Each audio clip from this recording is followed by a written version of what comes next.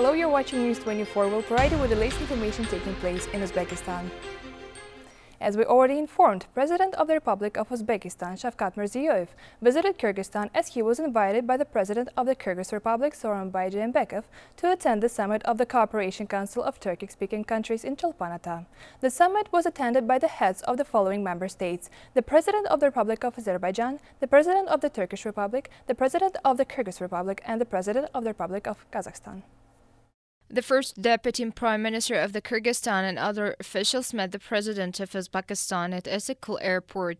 Here, the President Shavkat Mirziyoyev attended the summit of the Cooperation Council of Turkic-speaking states. Through the open and constructive foreign policy of Uzbekistan, climate of confidence and of friendship ties have been established in Central Asia. The highest-level dialogue covering various areas resulted to the further strengthened cooperation among member countries of the Council. Worth noting that over the past year, the trade turnover of Uzbekistan with member states of the Turkic-speaking Council has increased by more than 40%. President Shavkat Mirziyoyev addressed the summit of the Cooperation Council of Turkic-speaking states. He noted the possibility of achieving even higher rates and proposed important directions for development of relations within the framework of the Cooperation Council. First of all, the need for expanding trade, economic and investment cooperation, strengthening ties between leading industrial enterprises, banking and financial institutions, as well as business entities was emphasized. Particular attention was given to creation of an integrated network of transport corridors, access to major global and regional markets,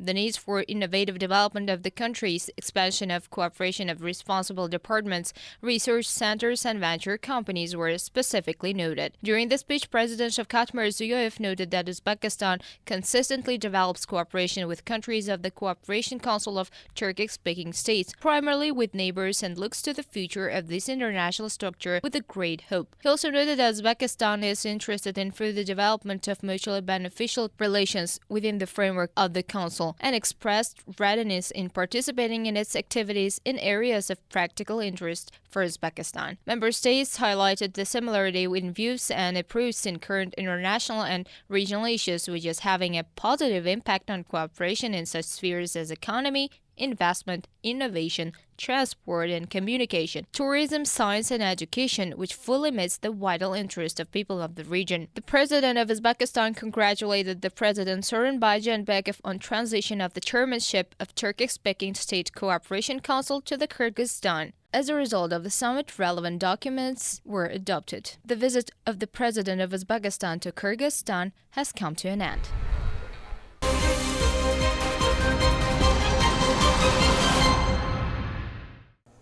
A parliamentary delegation from the Senate of the Oliy Majlis visited the Kyrgyz Republic. During the visit, the delegation met with the Speaker of the Jogorku Kenech of Kyrgyz Republic. During the meeting, the sides discussed issues of strengthening friendly relationship, including interparliamentary relations between Uzbekistan and Kyrgyzstan. Also during the visit, the opening of a new general school took place, which was built by our state.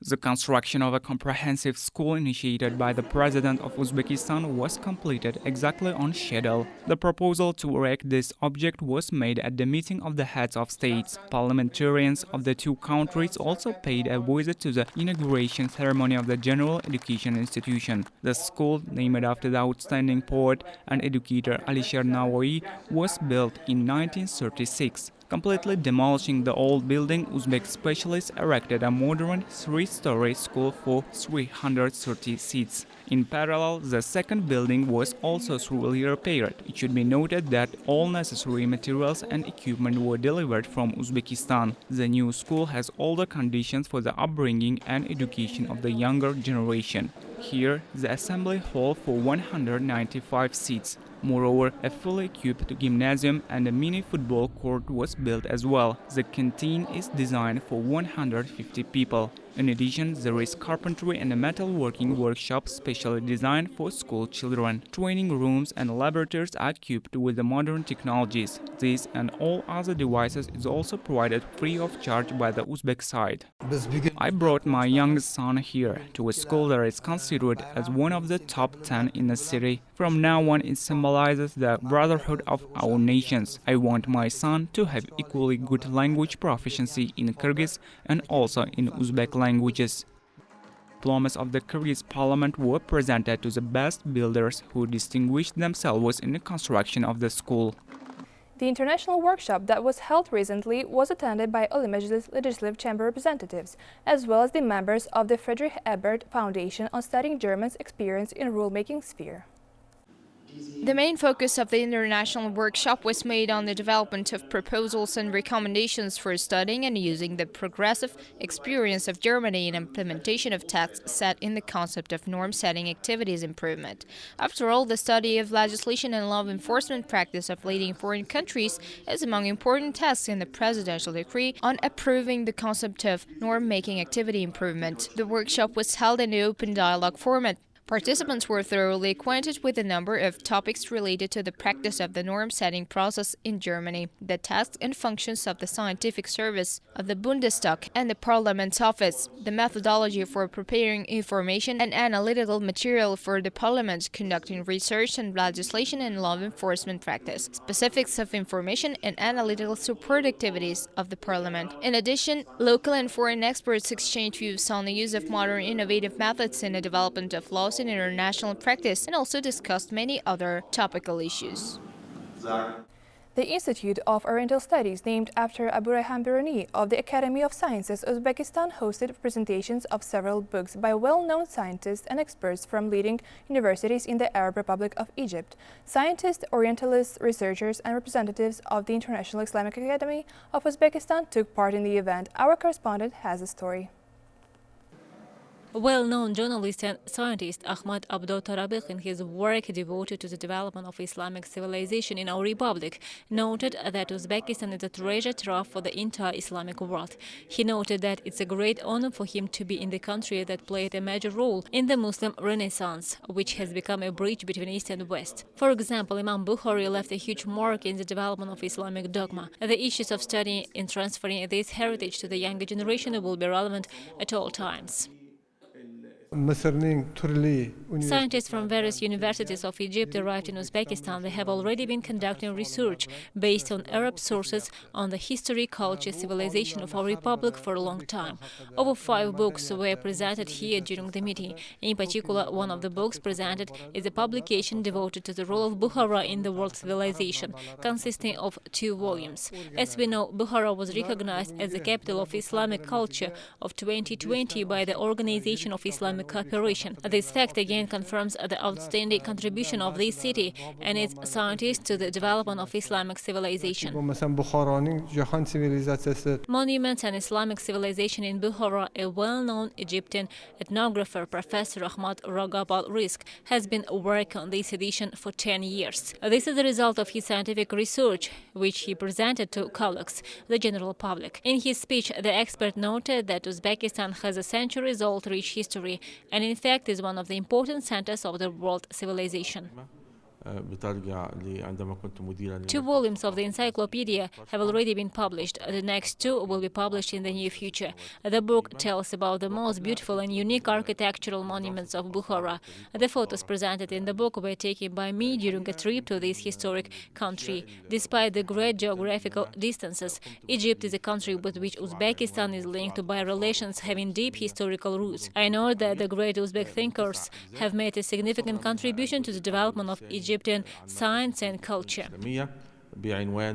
The guests also positively assessed the 5-year action strategy, the initiatives of the Organization of Islamic Cooperation for the establishment of the Center for Islamic Civilization, Imam al-Bukhari International Research Center, the Islamic Academy, the International Islamic Center for Young Scientists, as well as the International Olympiad for Young Mathematicians.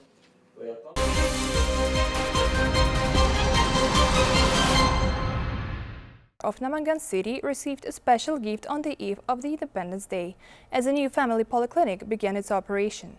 In a 2-story building, construction and installation works were completed for a total of about 4.8 million sums. The medical facility is being equipped with the necessary items and diagnostic devices. Within the framework of the project Health 3, $152,000 will be allocated to these purposes. The staff has been recruited. Currently, the services of a new polyclinic are used by more than 35,000 people.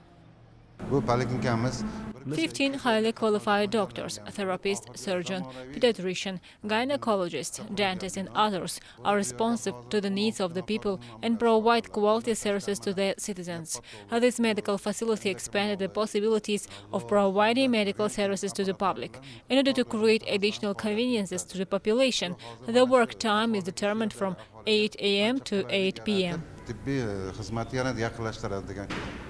Social pharmacy and departments of the functional diagnostics are also operating in the clinic. The main attention is paid to the further improvement of the quality and efficiency of the medical assistance rendered to the population, the early detection of diseases and the purposeful, timely implementation of patronage work, the effective organization of medical care in emergency situations. It should be mentioned that the projects implemented at the initiative of the entrepreneurs and business people are an important part of the work aimed at ensuring public health.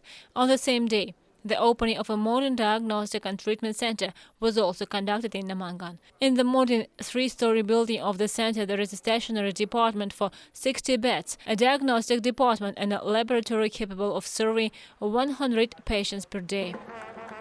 Tadbirkorlarga berilayotgan keng imkoniyatlardan foydalanib, Due to the preferential credit in the amount of about $100,000, we equipped the center with modern diagnostic tools. 2 billion sums of own funds were allocated to the construction works. All conditions for qualitative diagnostics of diseases of the gastrointestinal tract, liver, cardiovascular system, gynecological diseases and corresponding procedures have been created here. 40 people were employed in the center. It's planned that they will conduct joint activities with specialists from leading clinics in India. And that was our last report for today. Thank you for being with us on Uzbekistan 24 TV channel. Goodbye.